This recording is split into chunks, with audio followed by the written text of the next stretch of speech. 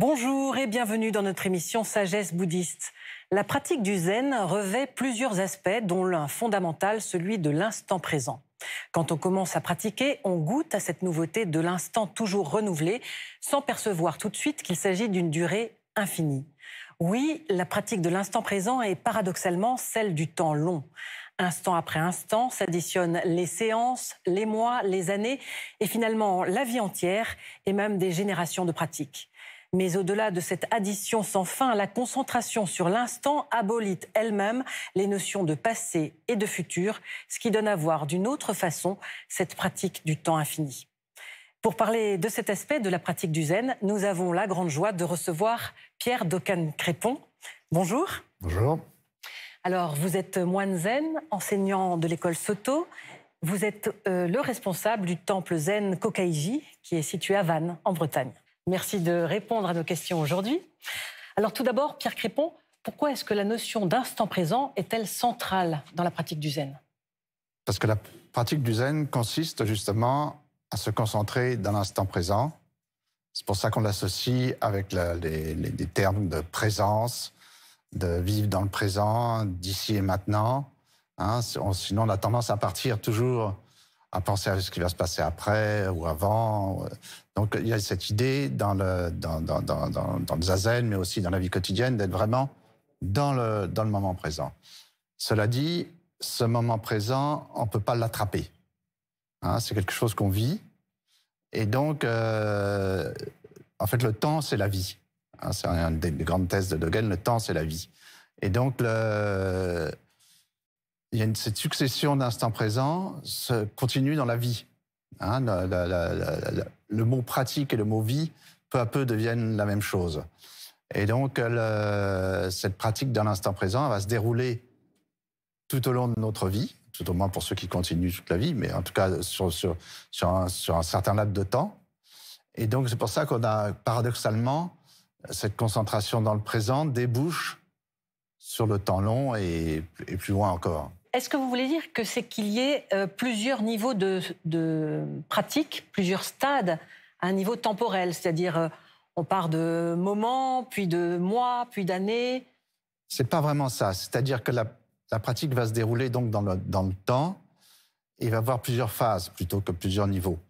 Par exemple, si on compare à une marche en montagne, quand on démarre, il va y avoir la première côte au départ, le premier édillon, et qu'on voit tout de suite la nature changer en montant. Ça, c'est le début de la pratique. C'est difficile parce qu'on apprend à faire zazen, on pénètre le monde du zen, les enseignements, il y a beaucoup de choses nouvelles. Et en même temps, il y a beaucoup de changements. Mais après, ça continue. C'est comme le faux plat qui a à la suite, qui peut durer très longtemps. Et c'est là que certains se découragent. Mais en continuant, il y a un approfondissement et parfois il y a des nouvelles montées et puis il peut y avoir des descentes. C'est vraiment l'idée d'excursion en montagne recouvre un peu cette pratique qui se déroule au fil des années. Est-ce que c'est le mûrissement, est-ce que c'est la durée finalement qui fait la pratique? Alors ça, c'est un point important. Oui et non. D'abord, ça dépend des personnes. Les personnes et les situations. Il y a des personnes qui approfondissent plus vite que d'autres. Voilà, ça change. Cela dit, le mûrissement est important. Il y a beaucoup d'histoires zen de maîtres anciens qui... Dogen, par exemple, cite Maître Kyogen et Reihun.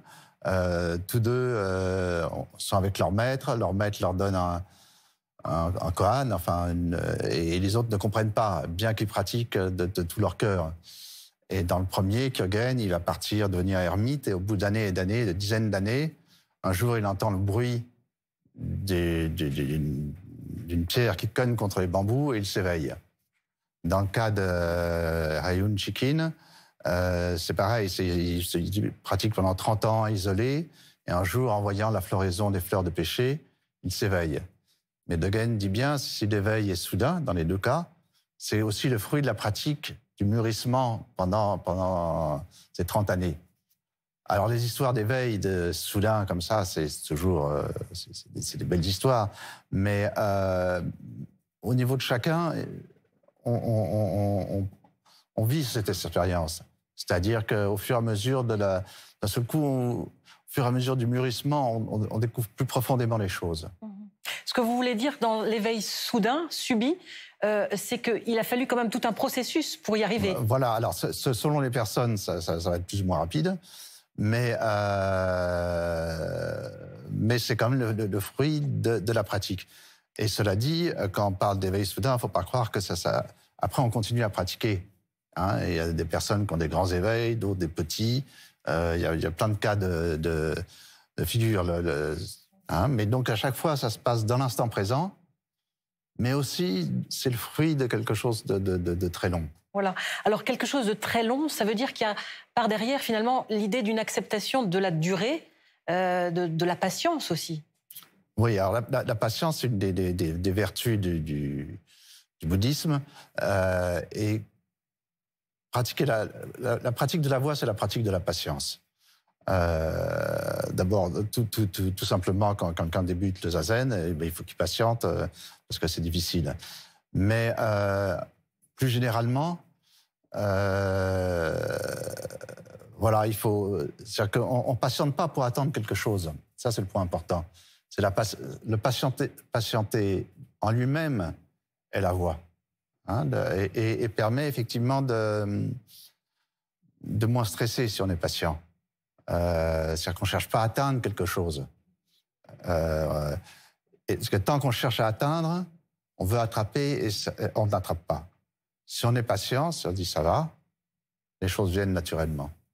Mais en même temps, on ne peut pas attendre sans rien faire. C'est-à-dire qu'on ne peut pas se dire on a le temps de ne rien faire puisqu'il faut attendre. Oui, voilà, c'est ça le point, c'est se dire que puisque de toute façon, la pratique prend très longtemps, je commencerai plus tard, par exemple. Non, ça prend du temps, mais il faut commencer maintenant. Il y a l'exemple de kessa. Vous savez, le kessa, c'est cette grande pièce de tissu qu'on coud avec plein de petits points.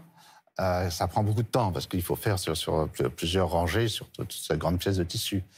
Mais en même temps, il faut commencer. C'est point par point, on arrive à coudre le kessa. Donc c'est à la fois long, mais il faut démarrer.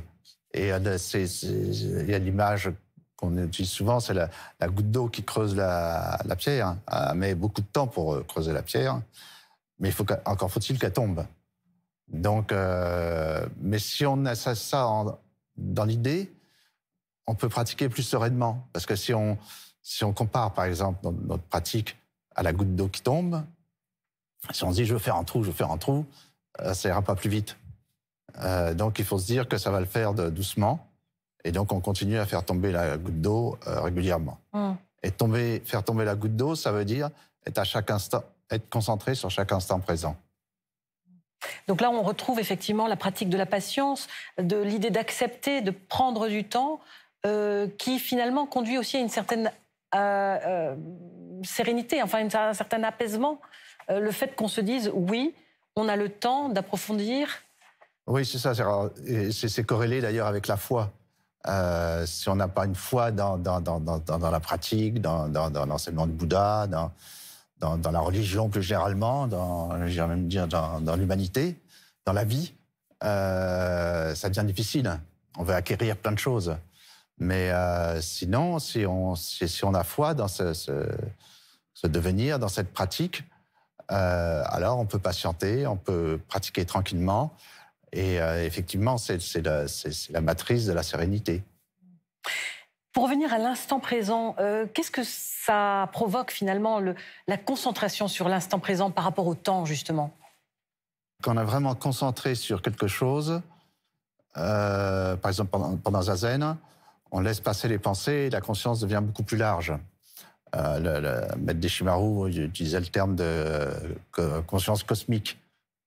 Ça veut tout dire et pas rien dire à la fois, mais c'est cette expérience qu'on a en Zazen. Et mon maître de transmission, Egawa Zenji, qui parlait japonais, donc là, les communications étaient un peu plus difficiles, mais donc c'était pas souvent par des gestes. Je me souviens, il avait cette chose, il disait quand vous êtes comme ça, avec ses mains, il faisait comme ça,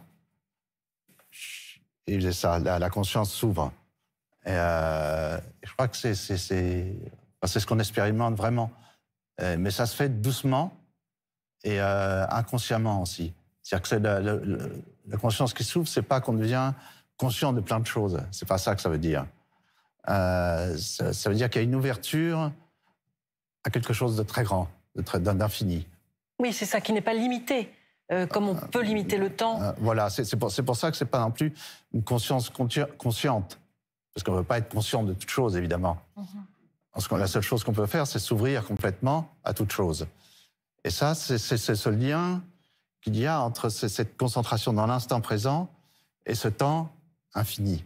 C'est-à-dire qu'en fait, il y a comme trois choses. Il y a l'instant présent qui se pratique au niveau de sa vie. Oui. Donc, ce sont des longues années, des longues périodes, et qui en même temps une ouverture à un temps encore beaucoup plus grand, qu'on ne peut pas vraiment mesurer, mais qui est d'un temps cosmique. Oui. Est-ce que, justement, cette expansion de la conscience dont vous venez de parler, c'est ce qui explique dans les textes bouddhiques ces expressions sur les temps incommensurables, c'est-à-dire... Oui, je crois, oui. C'est-à-dire qu'on dans tous les sutras anciens, enfin, essentiellement les sutras du Mahayana, du grand véhicule, il est question d'innombrables mondes, aussi nombreux que les grains de sable du Gange ou des choses comme ça, des périodes de temps, les kalpas, qui sont des périodes très très très longues. C'est pour indiquer ce temps cosmique. Et je crois que ça vient de je suis pas le seul à croire, d'ailleurs, de la pratique de la méditation. C'est vraiment cette pratique. C'est pas une conception intellectuelle. Dire il y a des myriades de mondes, c'est pas une conception intellectuelle.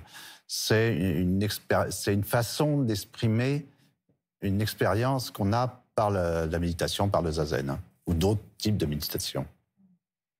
Pour conclure, Pierre Crépon, car malheureusement l'émission touche à sa fin, est-ce que l'idée de transmission elle-même s'inscrit dans la durée du temps long, voire infini, c'est-à-dire que de génération en génération? Oui. Et il y a les deux aspects. C'est la transmission, elle est dans l'instant présent aussi. C'est-à-dire que, par exemple, entre une personne et une autre personne, il se passe quelque chose. On apprend, le premier apprend quelque chose au second, apprend ou transmet quelque chose. Et puis, il fait un pas, l'autre fait un pas, un pas, et ça se suit. Et puis après, celui-là, il s'arrête, et l'autre, il continue, et un autre continue. Et donc, cette succession de temps, de moments présents devient le temps long de la transmission. Voilà, ce sera le mot de la fin. Merci beaucoup, Pierre Crépon, d'avoir été notre invité. Nous vous retrouverons la semaine prochaine pour étudier un autre aspect de la pratique du zen, notamment la pratique de la tranquillité et de la joie. D'ici là, voici quelques propositions de lecture en rapport avec notre émission. Tout d'abord, L'art du zazen de notre invité Pierre Crépon chez Albin Michel. Voici la description et l'explication très claire de ce qu'est zazen, la méditation assise propre au zen que l'auteur pratique et enseigne depuis plus de 40 ans. D'apparence simple, cette discipline séculaire est en réalité la mise en pratique de l'éveil de Bouddha. Shodo, l'art paisible de la calligraphie japonaise de Shozo Sato, édition Le Prunier Sully. Un livre magnifique pour s'initier à la calligraphie avec des instructions précises et des explications sur les liens qui unissent cet art traditionnel à l'enseignement bouddhiste depuis des siècles. Et puis L'infini dans la paume de la main, du Big Bang à l'éveil de Mathieu Ricard et Trinh Xuan Tuan chez Nil Éditions. Un dialogue inédit entre science et spiritualité, foi et raison, où l'on comprend que ces deux disciplines opposées peuvent se rejoindre sur les questions fondamentales de la place de l'homme dans le monde. Voilà, cette émission s'achève. Vous pouvez la retrouver en replay sur France.tv durant un mois. Merci à tous de nous avoir suivis. À la semaine prochaine et très heureux dimanche à tous. Merci.